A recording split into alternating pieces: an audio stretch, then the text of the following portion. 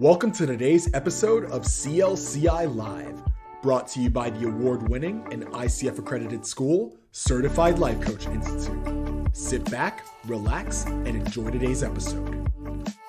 Hello, everybody. Welcome to Certified Life Coach Institute. There's Brooke. I was wondering where she was. I accidentally closed my window and then had to reopen it. So that happened.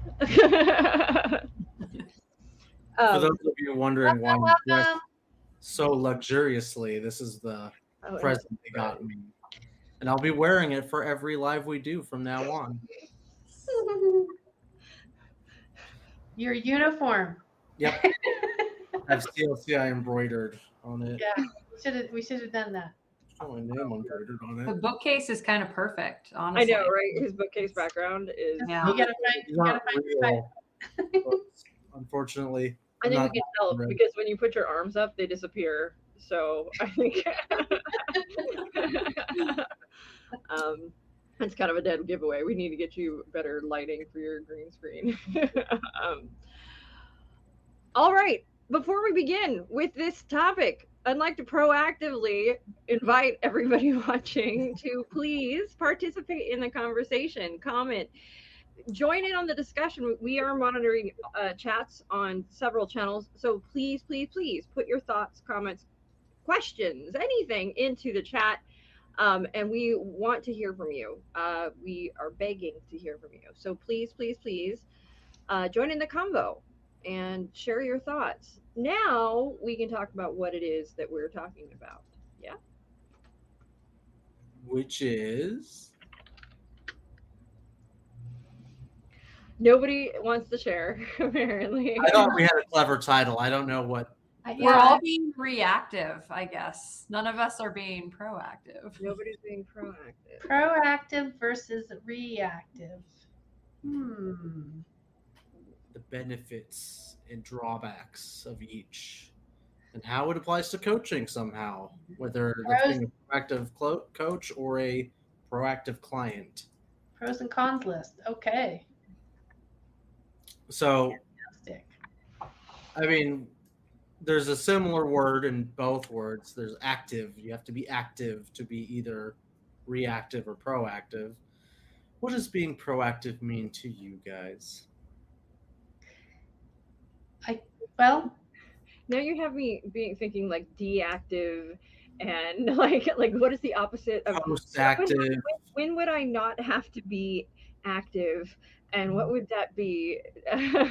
Darn it. Yeah. Sorry. Lisa, you were saying? Yeah. so I forgot which one you were asked now. I got a blank. Did you What does say being proactive mean?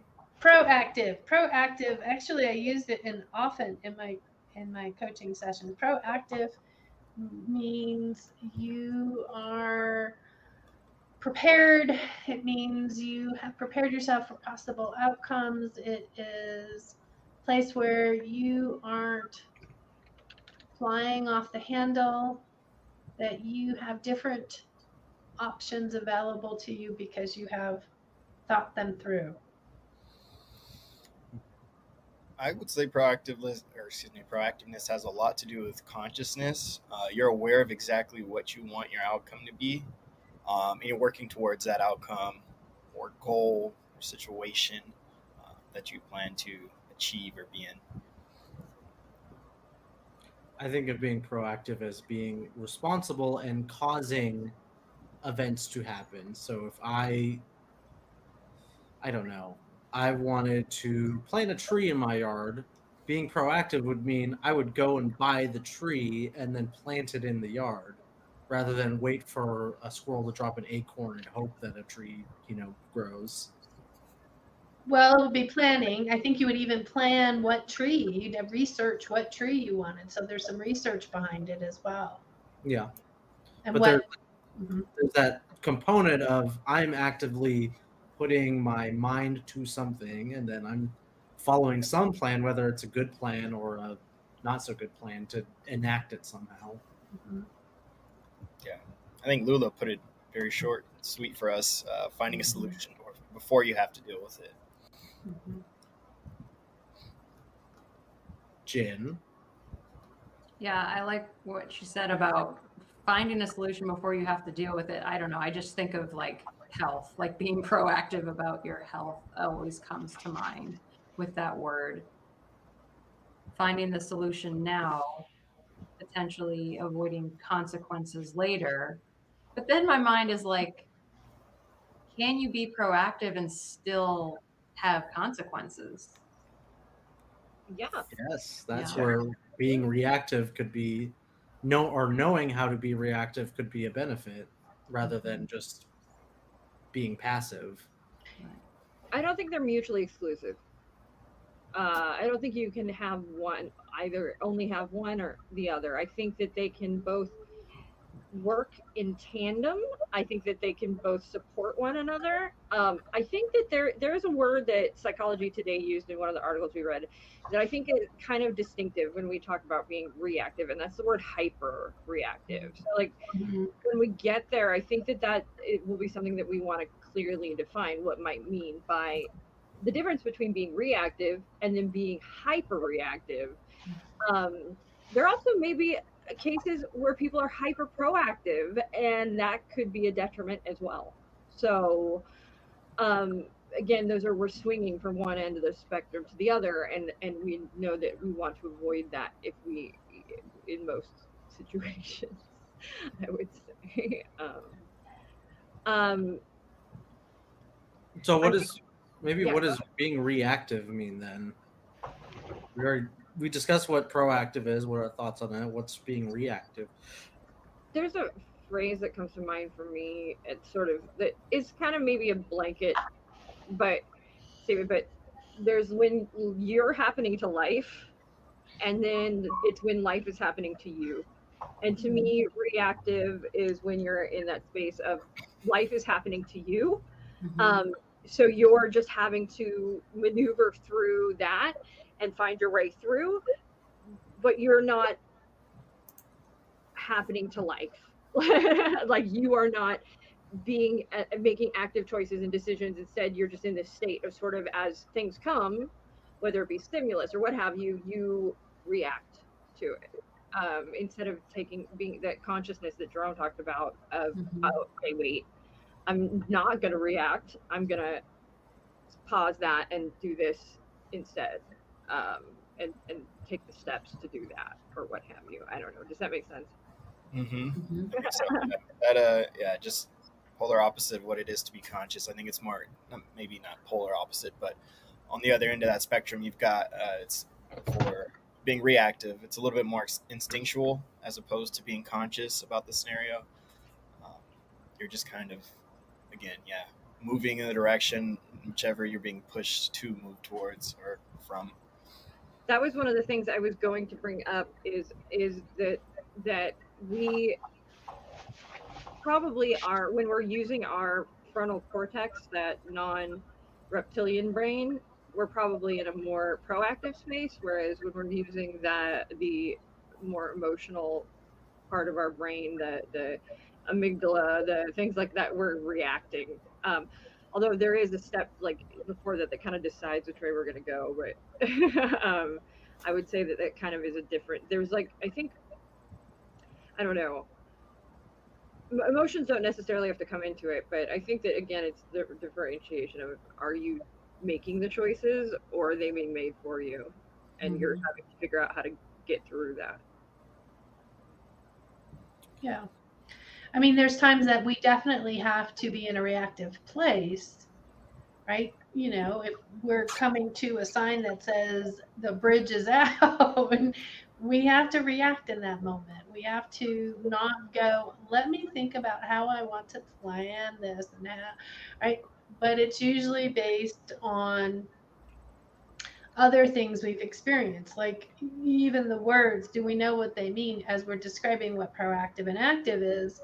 You know, we know the bridge is out, what that means. So we would have had to plan or something in our history to understand what those words mean. So I kind of equate all of this to emotional intelligence, really. Maybe. I don't know if emotions for me come into it. I mean, I see how they could exacerbate things, like they could make things a lot worse and crazier. And if you're in a reactive space and you're it could make it a lot more stressful. I love that example you just used. The bridge is out. So if we're driving and the bridge is out and we have not been proactive in any way, oh crap, I don't know where to go now. I'm panicking. What am I doing? I don't have a GPS. I don't have my phone. I haven't taken the time to put something there with directions that Google's going to tell me to go left here because I haven't been proactive. So now I'm in this situation where I'm like, crap, what do I do? And there's all this stress that's heightened. And I go, okay, well, I just saw a gas station back there. I'm going to turn around. I'll go to the gas station. Maybe I'll talk to somebody that can help me and then find directions and figure out how to get wherever I need to go because the bridge is out, right? Yes, I know, but this is an old school example, but let's say your phone's dead. You didn't charge your phone. Phone's dead, and I got to tell you, plenty of dead phones around here. Yeah. Or you just simply don't have the time to, kind of correct your course on your phone. This happened to me literally like a week ago. It wasn't a bridge, but it was a street that typically was open for both ways to go through. And you don't have your friend's address for some reason because you've driven there 1,000 times. Just go right off the bridge. Just keep going. That works. So, Brooke, when you were talking, though, something that I just realized is that I think I was thinking of the word reactive as having a negative connotation, and I realize it's neutral because there are ways of being reactive that are very valuable. And then there are ways of being reactive that may not serve you as much, such as if you're reactive to, a conflict with someone or something like that, which although depending on the intensity of the conflict could maybe save your life if you're reactive enough. True. And that's, 1,000% true. It's not necessarily bad. What we're talking about though, is that I think the reason people fall so heavily on the side of be proactive is because it might make life a little easier if you've taken the steps and charged your phone, made sure you had the address before you left, planned for a little extra time in case something goes awry or there's an accident or traffic, and you're not, you don't have these things that can compound because you've sort of taken a moment to plan for them prior to, and you've been proactive and you're like, I'll get there 15 minutes earlier, just plan for that. And then that way I'm not in this, I'm late and I'm stressed and I used to be a chronic late person for a while. There was a phase and I had to, there were certain things I had to do in my life just to change that. And it was literally in my brain go, okay, I have to leave X amount of time before and then just sort of have all of those things in place and plan that out so that I can be on time and know that when to cut things short and say, stop, that's enough. I got to go. This is and that is something that I had to learn, but it takes proactive steps for me to show up on time to places. But that is all the more beneficial and proactive of me to do because it's going to make everything better if I'm on time. Whereas I think that we get into these reactive spaces when we haven't been proactive. And that's why people go, just be proactive. But the truth of the matter is we're reactive all the time. It's not necessarily bad, but we can serve ourselves often to be a little more proactive. And that's why I think everything leans in that direction. We're not one for labeling things good or bad here. So Anthony wouldn't allow for that. No. Everything's good. Anthony, the arbiter of truth. Yep. CLC, I asked, what are the benefits of being reactive? I think Anthony, would you like to share? The way I think of being reactive is it's a skill that you learn how to do. Because if you have a set of plans, in front of you, you were proactive, you made a plan, everything should be going well. Plans fall out all the time. Plans can be very fragile things, and how quickly you can adapt to a situation shows how skillful you are at reacting to a situation. I think they're pretty much interchangeable, adaptation and reaction. I wouldn't say quickly either, necessarily. I would say quickly, or how quickly you're able to. No, put it out. Effectively is what I would use. Effectiveness also means quickness in my mind, but effectively, quickly, and then I don't know, maybe wisely. I'm trying to whatever leads to the most desirable outcome, rather than an outcome that you don't find desirable. Yes. Which may not have to So happen quickly. yeah, which is a skill you can learn. You can put yourself in situations where you just have to react to the situations as they come up, and then you can analyze, what is my common tendency? What do I tend to do when I have to react to situations? Do I get flustered? Do I panic? Do I go to other people for help? I'm very proactive, but I love having to react. Like I love being in those situations where I have to think quickly, think on my feet, think. I think that reactiveness creates creativity.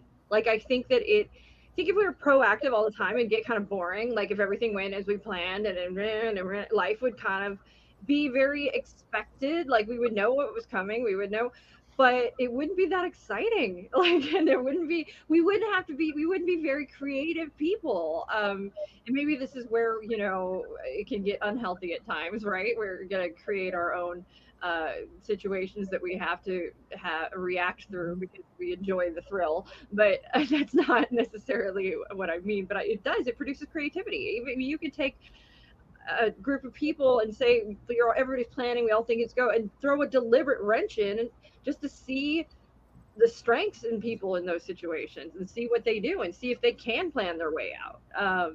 And I think that's the heart of like video games and strategic games and things like that. Is you're going along, you think you got this, and then they throw a frick wrench in your way, and you got to think on your feet. You really do in those situations. Sports as well. Pretty much every sport is a game of being proactive. You come in with a plan. Lots of training, yeah.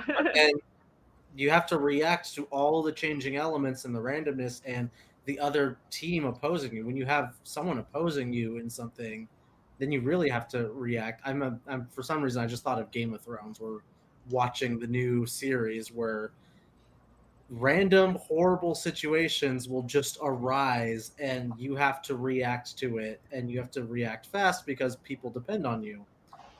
Hello, Hi, Ronnie. I just want to say hi, Ronnie. You. And hi, Lula, as well.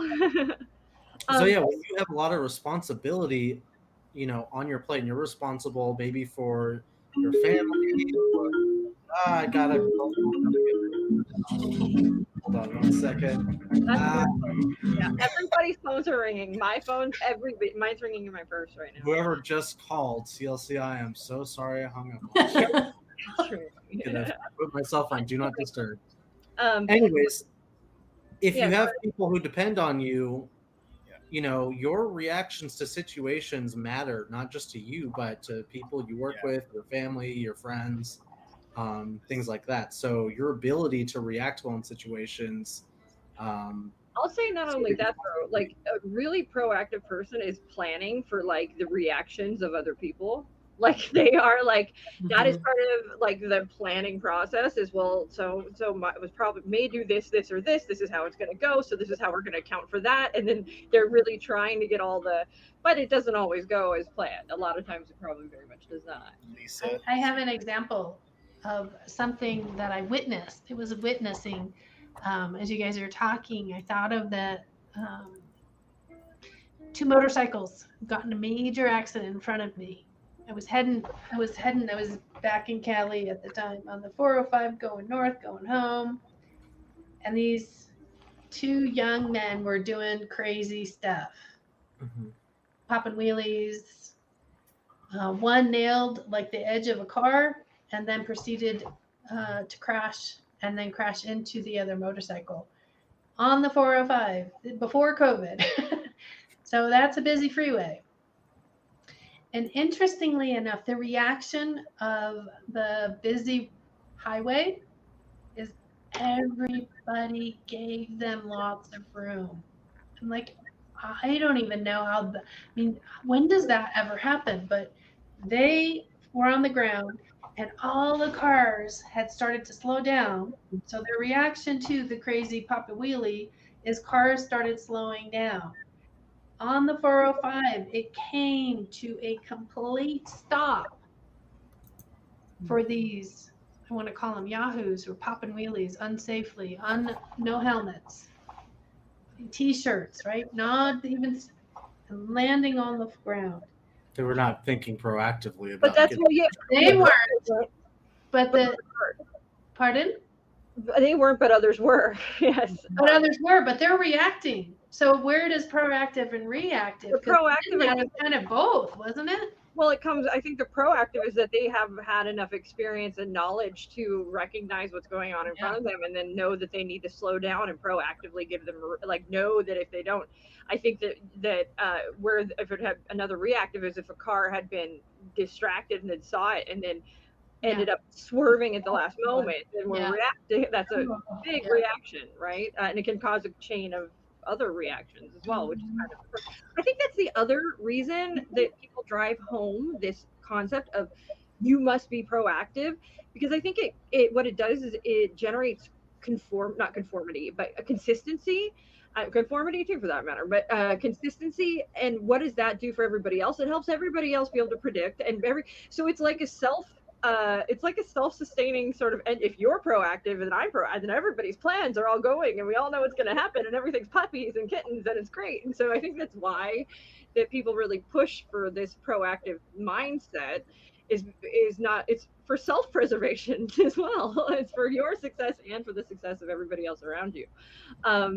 Because how many of us want somebody who is completely unpredictable in their lives? Like, the wild card, as much fun as it is in theory, is can be a little terrifying. Ronnie brought up, but when you're fully present for other people or in a situation, you don't have to be proactive. You react to what you hear and witness out of your core values and personality. That, to tie that into coaching, the coach is mainly reactive, and at least from my point of view. I think, let me explain why. Brooke, you're shaking your head. When you come into a coaching session, you can't know really what your client is going to say. Oh, but I think I'm talking about in the coaching session, you're not leading the coaching session as a coach. You're partnering. You're not saying, hey, we are going to work on this. The client tells me what they want to work on, and I react to that by asking a question, delving deeper, and I fully expect the client to be the one providing the information, and then I'm reacting to it as a coach. Okay, and yes. just going from there. But in order for you to react as a coach, you have to have done it metric ton of things proactively. Yes. Like, you can't be emotional in there. You cannot be in a space that you can take on their stuff. You have to know how to ask questions. You have to know how not to be a fixer. You have to, like, there's like this whole world of things and tools that you have to have proactively put into place to ensure that you are still coaching, so that you can react in a way that is not, that is coaching. Yeah, and I'm only speaking strictly inside of a 1 hour coaching session. I think you're still being proactive too. I think one can not exist without the other. Honestly, I think they both have dependency. What is that? The yin and the yang. They have dependency on each other. As interdependent as they are, they do have some dependency with each other, because in order to, let's say, not overreact, we're not talking about the overreact, right? We're talking about react, which is you have to have had some proactive behavior in order to have some reactive behavior, and conversely, you have to have had some reactive behavior so you have had the learning curve to be proactive. So I honestly don't see how they can be really just segregated. I mean, I totally agree with Anthony and you and both points 100%, because we do have to be reactive. We do have to be, that's what that curious is, that not having the answers, but it just, there's so much training that has to go into that, being capable of being that. And so there's like a world of proactivity where you gotta, as a coach, get your stuff together to be able to do this and actually show up and be coaching and not be doing other things like psychiatry, giving advice, being that's what I meant about being reactive is a skill that you have, not like a personality trait. It's a skill that you have to develop so that you can make wise, effective choices and quick choices as well, if you worry about that when you're in the coaching session, because you don't have weeks to think about and ponder what your client said. You have only an hour. So you can, holding the silence is great to think about what you're going to say. Don't hold it for the entire session trying to think about how you're going to react, or saying, can I pause this coaching session? I need to talk to my mentor coach about what you just asked me. Freaking out and just being like too flustered to continue the coaching session. I need to plan what my next question is.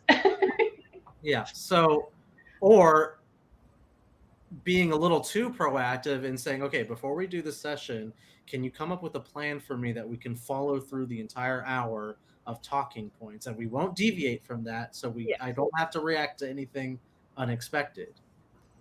That's going to be opposite. That's like the hyper proactive. When you start to get to that type A space, like that really which I mean, it's probably a derogatory term at this point to say that somebody is type A, but that person that is like so planny that they never take action. Like they are just like, they're going to spend all their time just planning, and it's got to be perfect. I have to know everything. And they get, I mean, it creates almost so much anxiety and takes up so much time. They never move to that space of act. And the active never comes into play because they're just in this, like, I'm planning, I'm being proactive, I'm planning. But at some point you got to take the wheels off and just start acting and being active. And so I think that's the like far end of the spectrum. I think that the hyper reactive person in a coaching space could be very dangerous. How do you guys think it could be dangerous to be hyper reactive in a coaching space as a coach? If you're a coach and you're hyper reactive and your client tells you something that seems shocking and you go, that's not good. Or you can't be hyper reactive as a coach. It's probably not the job for you. If your client tells you that something bad happens, you're like, oh my God, run. Right. Right. Jerome? I was just going to say, they say something that maybe is similar to a situation you've been in, and you start crying, and they're like, why are you crying? What's happening? It's just going to throw the entire session off. And I think that's very much where that emotional intelligence piece comes in, is if we're not having taken the time to be proactive and put those emotional intelligence tools into place as a coach, we can get triggered in sessions. We absolutely can get triggered. There are things that we are all human, and we have a lot of things in common with the people we're working with. And there can be moments where a client is sharing and you go, I'm this person, or you know what I mean, or I know just what that's like. And it can create, especially I know Jen and Lisa can be emotional folk. No. Not to say that Jerome and Anthony are not capable of the same things, but within that space, I know that like it takes some conscious awareness. Okay, don't be emotional, don't be cryy, don't be cheerleader. Like I just think about those, because I can cry at a commercial, like I can cry for the stupidest things, and I'm like, I gotta have my tools in place not to do that. Or to get upset, or to just have emotions as a coach in a session. Really. Hi, Danger would like to say hello. Apparently. Danger. I did not proactively put him in the bedroom, so he's allowed to roam free. You also didn't react when he jumped up there. Like you were unbothered. I would have like freaked out, like if he jumped up. I'm used to it. So maybe what are some other things the reactive coach would do? The hyper reactive coach? Hyper reactive, yeah.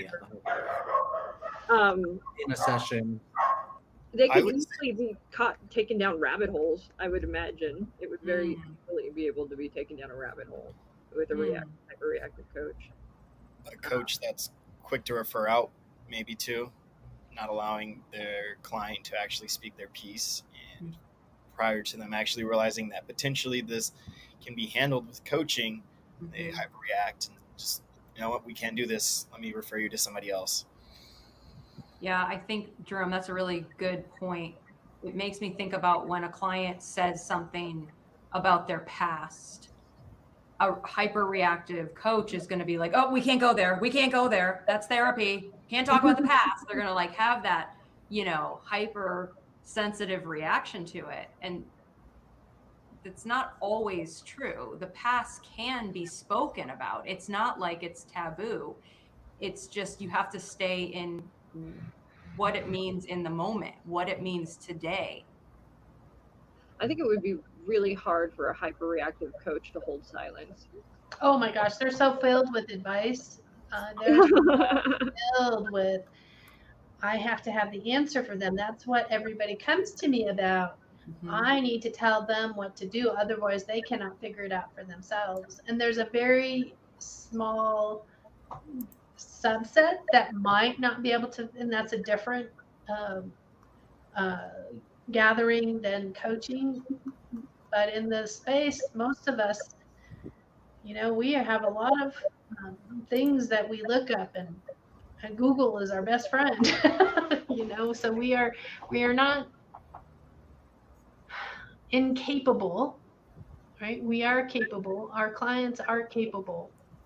That subset might be incapable. So the capable clients can absolutely figure things out for themselves, but sometimes they just need that, and which is where that coaching comes in, that space where they can learn and grow with that safe co-creator of designing on, as me, the client, what best suits me and where do I want to go, and challenge me and blah, blah, blah, blah, blah, all that detail. I'm just thinking about hyper-reactive coaches and the things that they could do. I mean, I think that coaches also risk being hyper-reactive or reactive to, I cannot, I can't see the word. when they move to find a solution with the session. Oh, yeah. Well, I think kind of in that space too, if we as a coach,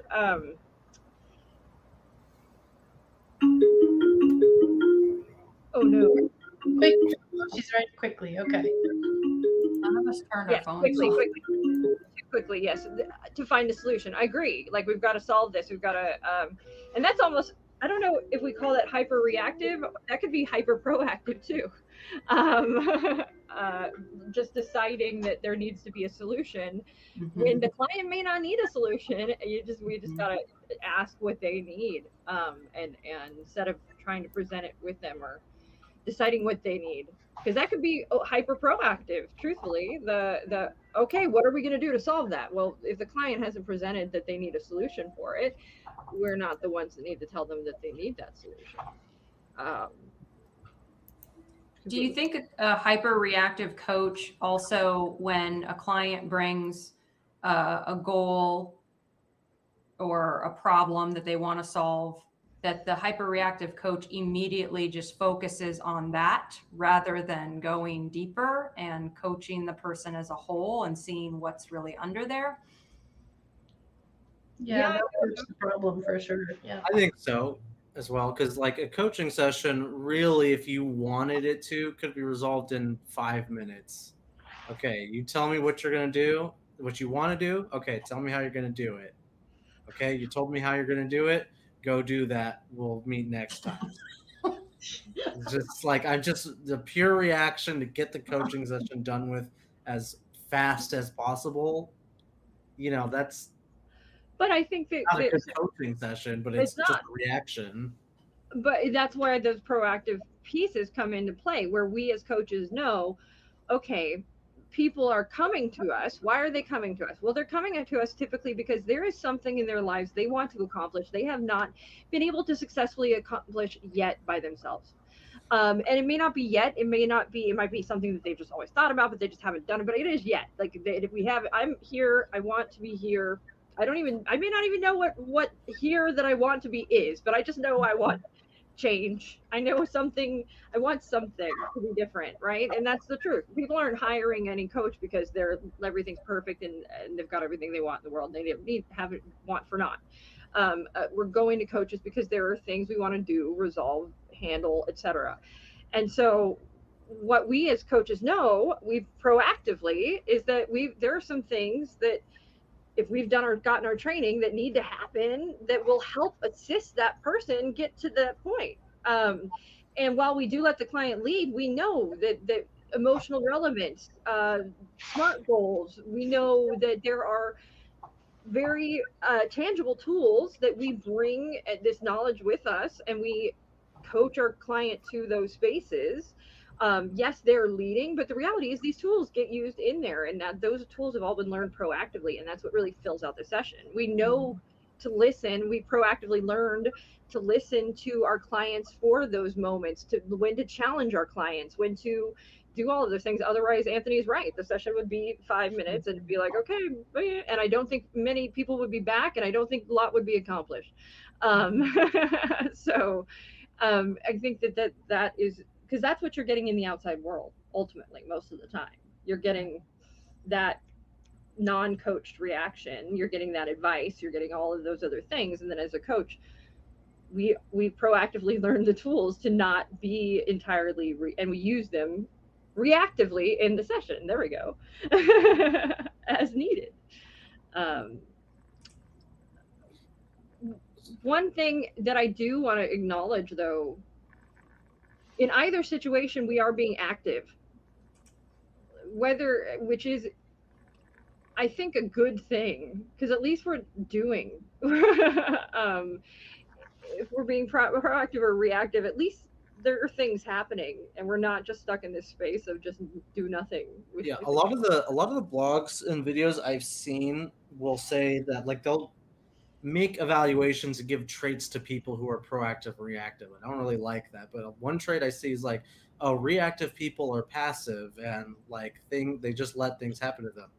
I don't think that's true. Like, I think the opposite of being both proactive and reactive is passivity. Things will happen to you and you don't react to it. It just happens, and that's the new state of things. You're not reacting to it to change the situation, nor were you proactive to prevent it or have a situation you'd want. You just accept a new situation as is, and that's being passive, which there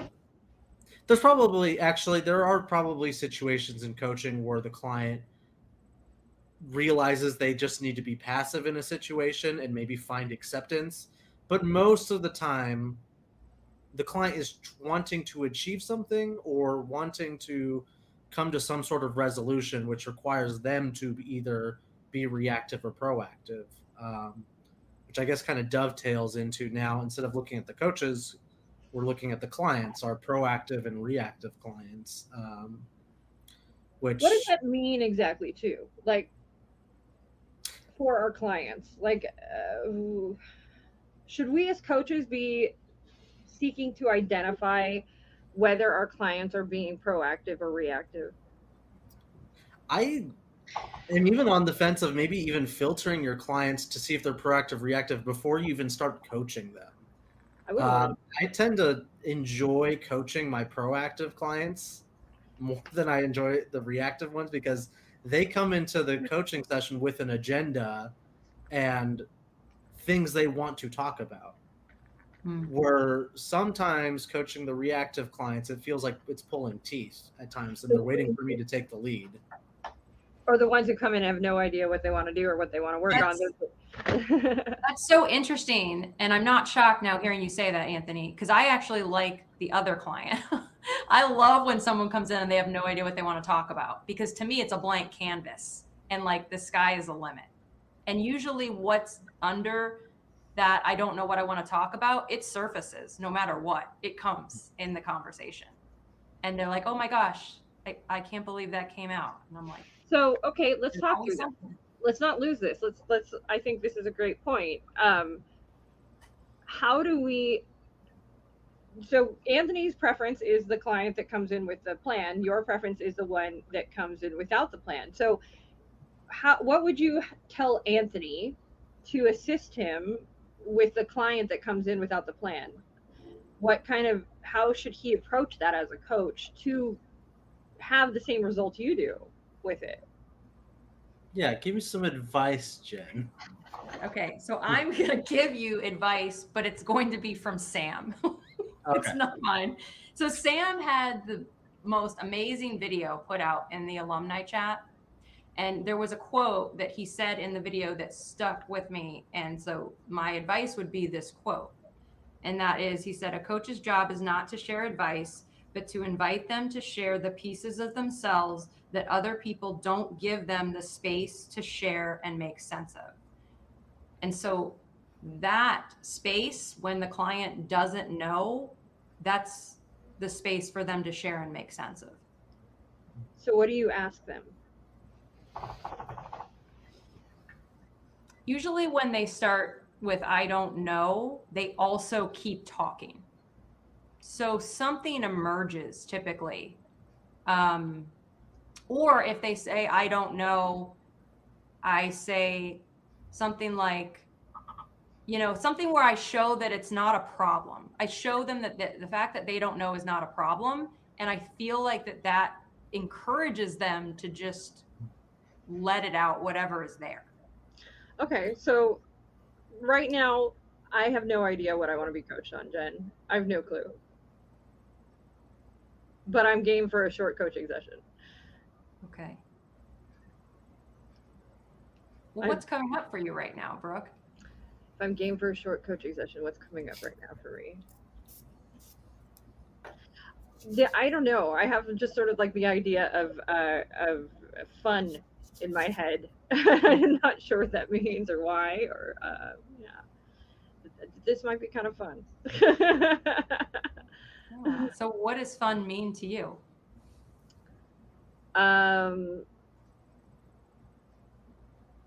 Fun, that's a good question, by the way, because I don't think I've ever defined fun. Because it's just something that I just expect it to be. But truthfully, if I had to really think about what fun is to me, it's something that is intellectually stimulating. It is something that it's challenging at times, maybe, but also there's a degree of, I guess, community or creativity in it as well. I like the thought exploring the unknown comes forward for me too. That's always fun for me. Just anything that is sort of a space that is new and exciting. That's where I find my fun, I guess. Which can happen anytime, which is kind of cool.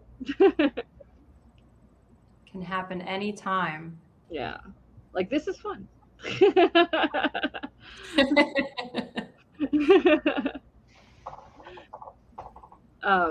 What else comes to mind for you about fun? Freedom to some degree, I think. Yeah. A little bit of free, like being able, like having the freedom, the lack of, I guess, stress or what have you, to be able to have fun. But you can have fun while being stressed too. I certainly have had fun while being stressed. So that's, I guess most board games we play are that. Yeah, definitely. Well, and that's, I mean, at work, I mean, there's a lot of stress, but I can still infuse fun in that. And I actually sometimes find the very challenging things to be some of the funnest moments at the end. I'm like, those when I get through it, and I'm like, whew, that was crazy. It was stressful, but it was fun. Honestly, that was fun. Like, because it was new and different and exciting, and there were moments that were unknown, and there's this whole sort of awesome unknownness about it. I don't know why the unknown is fun to me, but it is. How much fun are you currently experiencing in your life right now? I don't know how to answer that. Like, I feel like I want to compare that to something, and I don't know what to compare it to. Like, what unit of measurement am I using for funness? Like, is this like fun I guess maybe we could do enough or not enough fun. Am I having enough fun and not enough? I think I'm having enough fun in my life. I think I am. I think I'm having enough fun. There's definitely been times I was not, but I think now presently there's a lot of fun infused in my life.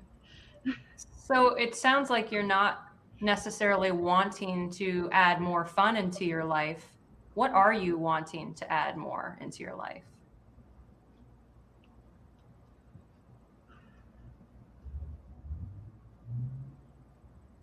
Good question. I don't know.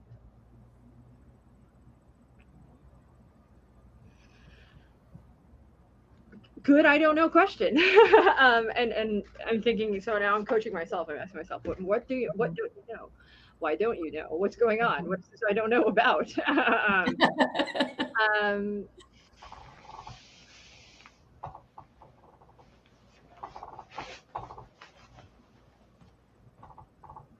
Honestly, at the moment, I feel very, I guess, kind of satisfied with what is happening in my life. I do. I feel very whole at the moment. There might be a few things that are missing. I like one or two. Something that comes up on occasion, which is I do miss my film and creativity life a bit. I feel like I have not been feeding that, but then I tell myself, well, Brooke, you're streaming, you're doing other, like, that exists, and you've just carved out a period of time for this other thing that you love a lot too now that you didn't do before. So that's okay. And that film thing can wait until the next. Like I keep saying, this year is for streaming. Next year we'll decide what next year's for. But I'm gonna just focus on streaming this year, and see what happens. And so I just remind myself that, and I'm okay. So there is this feeling of like I can always do that. It's okay. That exists. It's not gone, and that helps. But that's probably the only place like I have to check in with myself. Is am I still serving myself as a creative human being? And what am I doing to still serve myself creatively? Because that's a very important part of my life. That used to be the primary thing in my life. I lived my life as an artist, and that was how I made my living. And that was my primary, mind you, there was like a lot of other elements to it. It was more I'm being a manager, I'm being all of that. You lose some of the creativity, but I could definitely say, no, I made my living as an artist. This is what I do. You too can do that. And I'm not making art on a day-to-day basis like I used to. Like I used to do it in some regard or another, like whether it be graphic design, whether it be I was creating some kind of visual art, we'll say, or written art. And I'm not doing that as much these days. And I definitely have moments where I'm like, am I still myself? Identity crisis moments. And what am I doing to make sure that I am still that human being and I haven't lost that part of myself? Just got deep fast. See, that's my point. When you don't know what to coach on, it can go to really, really amazing places. So, well, okay, there you go. I think that was a good demonstration. How do we tie that back into being reactive versus proactive? So for me, it's reacting to the client doesn't have anything to coach on. And I guess being proactive by anticipating the potential for that and knowing that that's not a problem. Being proactive, knowing that it's not a problem, allows me to react to it the way that I do. So this has helped me kind of think about more about the different types of reactive clients, where there's the reactive client who doesn't know what they want to coach on, but it made me think about other types of clients that might be out there too, such as the clients who are waiting for coaching to happen to them. And they're waiting for the insight to come from the coach, or waiting for the right question maybe to open them up. Or that's maybe the client I think I struggle with more, as opposed to what I just saw, which was, there might not be something to coach on immediately, but there is stuff if the coach digs deep enough, then there's a well of information that can spring up. But I think maybe what my issue is the client who sort of waits passively for the coaching to happen and is hoping for a result. Whereas my preference are for clients who are willing to open up and are willing to be active engagers of the coaching session and bring stuff to the table. Mm-hmm. I think that this is something, Lisa, you can speak to this too. Like, there's a reason Lisa and I will both go on occasion. We really only want to work with level 2 students when we're doing like staff student coaching stuff at times. People who have finished level 2 have completed it. One of the reasons we do that is because we hope that those people, because what we're looking for when we're doing staff student coaching is typically a more advanced kind of session. And when we say more advanced, that's a session where people are digging deeper and they're willing to go to those deeper places. And Lisa and I have had this conversation a lot of times, is that there are coaches out there that are staying surface, and all of they're going to get is clients that stay surface. Like, that's the reaction. Like attracts like. The coaches that are willing and ready to go deeper are going to get the clients that are willing and ready to go deeper. And you're going to start to, I think that's why there is a degree of sort of sometimes vetting or a lot of sort of more abrasive marketing from some coaches and stuff like that. And this isn't an attempt to get the clients that are ready to be in the same place as they are. You take like Dan's marketing can be very kind of deliberately emotionally charging. Like, he coaches dead people. He coaches people who've been dead on the inside. And right there, he's telling you, I'm looking for the person that feels like this and wants to change and is willing to do the work, take the time, pay the money, etc., to come back to life. And that's a very much deeper level of coaching. And he's proactively putting that message out there for those clients to come through his door, the ones that are ready to do that work. I understand why you would struggle with the clients that are looking for the coach to give answers. And the sad thing is, the clients that are looking for that coach, I think really, really looking for that coach, are going to go into and find the coaches that are going to give them the advices and the answers, and that's not going to challenge them to grow. And it's kind of sad, because they're going to be stuck in a place that is not until they got to get deeper, and they got to be willing to go there. It's a very dependent cycle that you're talking about when they go in to get that advice piece, because what we're trying to do as coaches is to build on their self-trust, right? To build on their getting out there and, we're experimenting to see what works and what doesn't work, not being told. I mean, they can go to their mommy and daddy and their brother, sister, whoever else in their world can be told by them what to do. We don't need to be telling our clients what to do. And frankly, most of them don't follow what they're told to do. I mean, look at your kids. Those of you that have kids out there, teenagers especially, right? Because they're becoming more independent. They want to fly those wings. They want to flap those wings. They want to, or think of yourselves when you were the teenager, right? You wanted to be more independent from your parents. It reminds me of one of my favorite sayings is, the only idea a person likes better than a good idea is their own idea. Yeah. And I think it's very deliberately worded when we say a good idea, then their own idea, is that they're willing to ignore good suggestions for their own idea. Like, they're 100% willing to do that. I think there was even a study done where they allowed people to design shoes, and hand over fist, people said that they favored the shoes they designed over the exact same shoe, identical shoe that somebody else designed. But it's just knowing that they had designed it was enough for them to love that shoe and just be like, no. But everything about the other shoe is exactly the same, but it was just that they had that experience of knowing that is their design that made them cherish that shoe they designed hand over fist more than the exact identical shoe somebody else designed. Putting the effort in makes a difference in the long term of things. Just like that person designing the shoe and chose their own, right? The same thing is going to happen. I mean, that ability to critical think, self-critical think, is a build upon resource. We want that for individuals to have their own resource, not to be the dependent go-to, let me tell you what you should do. I will say though, kudos though to every single person that takes the time to hire an employee and set up a session with a coach, because that person's already being proactive. That person is already saying, okay, I'm going to take a step. Yeah. And so maybe we can't lose focus of that first point and get frustrated quickly or what have you when they come in and are looking for answers.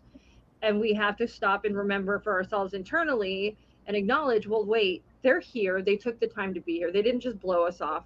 They actually showed up. They're still trying. There's an effort and a proactivity there going on, even if they aren't sure where they're going and what they want and are looking for the answers.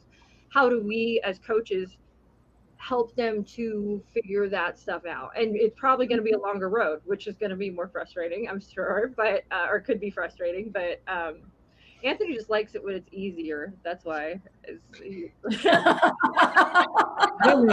I mean, it seems reasonable it's like, it's an easier session. It just happens more naturally. It feels like, not saying that you should avoid really those harder sessions or just react to them negatively and be like, okay, well, I guess we're not coaching today, but next week. I issue you a challenge to some degree. No, I refuse this challenge. It's not easy. Go on. I wonder though if it's, now I can see how it could go either way though, but a way for you to reframe the opportunity in those situations, or reframe your perspective where, okay, this feels like pulling teeth right now. Maybe we address that. I don't know. Or is there a way to just sort of, do we just come out and say that? I mean, to some degree, or and sort of workshop around that. Wait, what is Lisa? There's been a coaching session one time where I said, what are we doing here? Is Lisa being a mime? There's been times where I said, let's, because for some reason I always frame my mind like in the session, out of the session as a coach. And I said, let's step aside out of the session right now, just like talking to you, like kind of as your coach, but not as the coach of the session. What are we doing today in this session? Because like, it seems like we're kind of spinning our wheels. And that seemed to like that reframing. And I don't know if that was probably not intentional on my part, but that reframing of just like, let's step back. What are we doing here? What is it you actually want to do with this 45 minutes, 30 minutes we have left?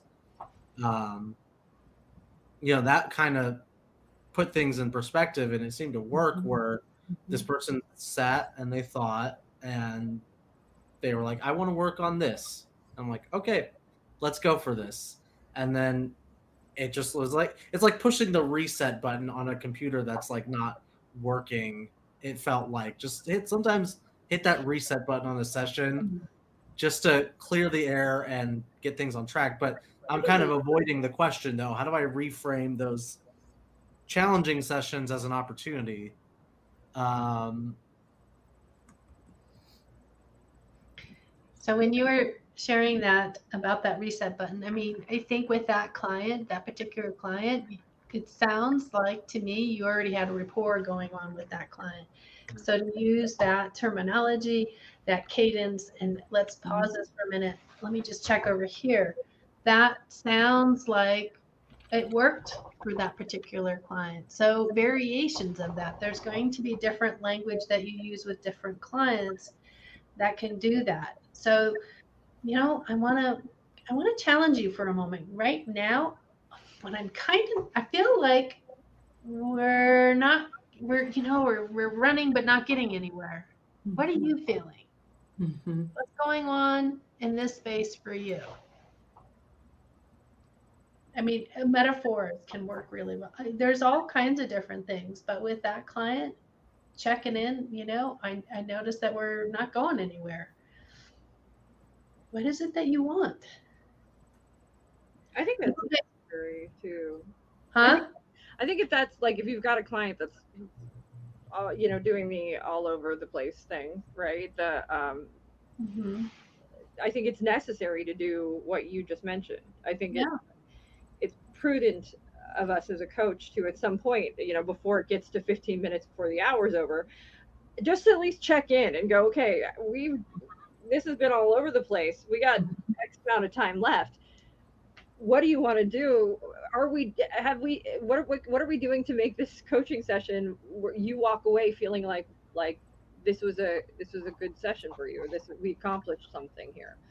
And that lets them know, well, I just want to keep going. If they can say, I just want to keep doing this for the next 15 minutes. Okay, now I know what my purpose is as a coach, and that's just to let you do this for the next 15 minutes, and then or they might rein it in and go, okay, this is really what I want to work on. And you probably, if you have an hour session, you probably want to rein it in a whole lot sooner than. Oh yeah, that's why I said yes, probably at 20 least minutes in, maybe. Yeah. Addressing though how to see that as an opportunity rather than just something annoying to get through, or maybe just an okay or bad session, whatever. It's kind of just let go and just be like, next session could be the exact opposite. Like, it's not, or the next client or whatever. Just be okay with some sessions not being how you as a coach want it to be, because it doesn't need to be how you as a coach want it to be. That's not the session doesn't exist to serve you as a coach. It exists to serve the client.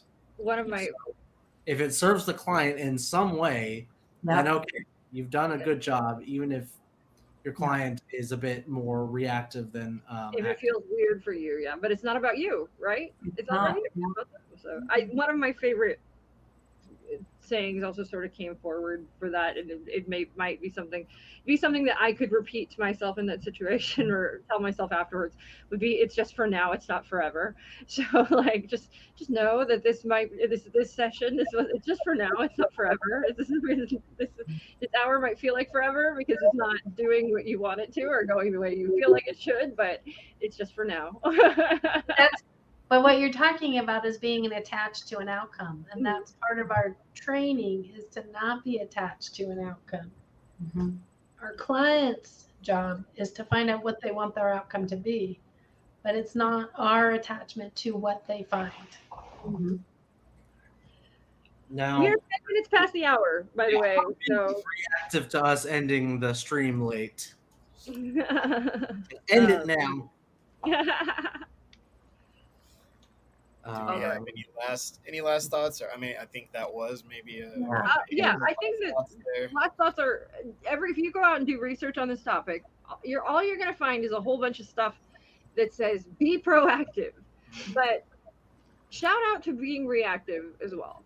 And that's why I think that hyper-reactive is an important thing to consider. Don't just be proactive, also be reactive, or give some credit to the reactive and being capable of being reactive, and also the effects of having to be reactive, and the benefits of having to be reactive and making it through. Like, that builds self-esteem, it creates creativity, it makes for less boring of a life. So it's not always a terrible thing. Even though all the research out there will tell you it is.